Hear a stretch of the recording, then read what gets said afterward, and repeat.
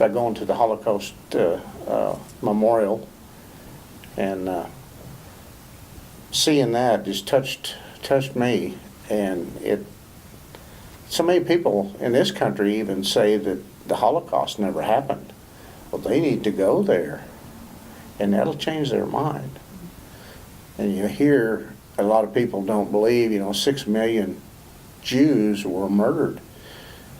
And if they do believe that, how many of them know that 1.5 million of those were children from little bitty when we went through the building and they was reading the names off?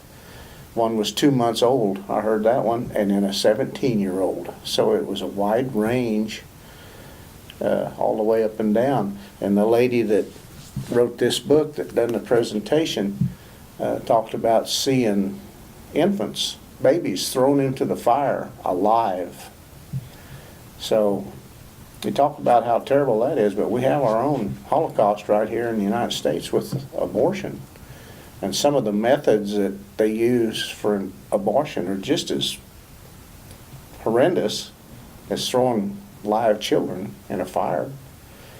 And it's just something that everybody just really needs to be aware of. From what I've read and heard, they say in the United States since Roe versus Wade took effect, there's been at least 50 million children aborted, murdered. The only difference is the ones in Germany were on the outside of the womb, and the ones here haven't been born yet. They said that you would have to go through that children's memorial every day for 3 months in order to hear all the names of the children. And that brings home, like nothing else, how many children we're talking about. And just because they were born Jewish. And I think, how could anybody listen to these stories, and like Rena's story, and how could they listen to that or watch these videos and say that the Holocaust never happened? And I've always had a great interest in the Holocaust, because I think here was a whole nation of people that came together in hatred toward a group of people just because of their birth, because they were born Jewish.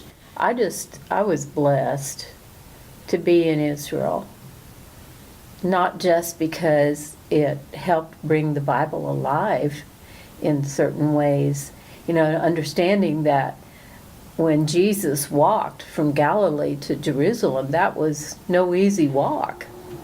We're thinking flatland like Kansas, and here it is, all of these hills and rocks everywhere. And so when they were walking, it took a lot of exertion to get from one city to another.